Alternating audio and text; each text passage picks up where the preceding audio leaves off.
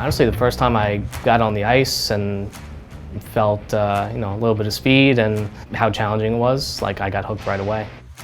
It was the first time I was able to really keep up with people. I didn't have to use my legs, so it was perfect. Use my arms and just move around as much as I can. I was in a motorcycle accident in July of 2014. After I kind of recovered enough to get more involved in the disabled community, I wanted kind of more of a team environment.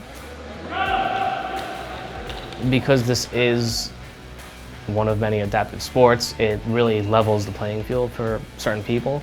Having spina bifida and my mobility isn't great.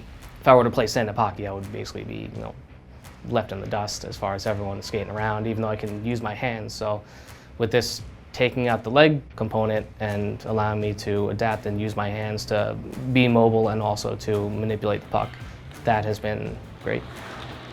So my first couple of practices were interesting. I'm a paraplegic, so my balance isn't exactly there. So I have a strap that keeps my legs to the right of the sled because I tend to lean left. I have a backrest on my sled because I have no abdominal muscles. But if I lean forward too far, without that on, I'll just kind of fall over. There's a few different ways to get on the sled. I'm mobile, so I can get on the ice. There are other people that need to get prepared off the ice, so they'll buckle in, and then they'll get on their knuckles and kind of just shove themselves over onto the ice. The wheelchair users, we do have a kind of a scooter that the sleds can be propped up on, so they're a little bit higher and it's easier for them to transfer over into it. I tell people it's more of a prosthetic. When we're strapped into it, it almost becomes a part of our body. So when I roll over, flip over, get hit, the sled won't move at all. It's like almost takes position of my legs. So we have two shortened hockey sticks with ice picks at the end. So you put the picks into the ice and you're essentially pushing yourself forward the whole time using your triceps. When you go to handle the puck, you have to slide your hand all the way up onto the shaft of the stick. And that's like a whole weird thing. It's a whole kind of new mindset you have to pick up. And that takes a while to get used to. I would say one of the more challenging, especially for this team, because we have such a wide range of different disabilities, is trying to puzzle everyone in and find their place and work with their abilities.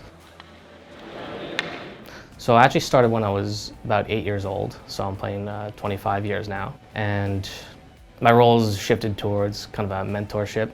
We do have a lot of new kids and adults also come in. So the first time they take the ice, I generally stay with them. I show them the mechanics of how to skate. And once they get a handle on that and some turning, a little bit of puck work, and just kind of guide them and get them off on the right foot, because there's a lot of technical things that people do incorrectly that can either inhibit your skating ability or just end up hurting yourself. The fundraising we do, there's no cost to the player. This team pays for everything from the trips to the accommodation to the food, which would be a big barrier that other hockey teams face that we are very fortunate to not face. This team in particular goes all over the country, so getting to travel around and play with teams from even other countries has been great. Different skill levels, different teams, different things to learn about and work around and change our strategies. The most rewarding part for me is just the camaraderie and the, being on a team. It's not so much winning. The team wasn't designed for people to, as an Olympic or a semi-Olympic team. We just go out and have a good time and just go into the tournaments kind of representing Long Island and the Islanders. I really enjoy that part.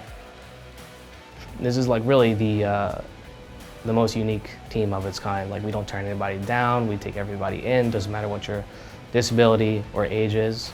And a lot of us have hooked onto that, stayed with the team, and grown up together. So that's how we're so close. And Michael has arrived.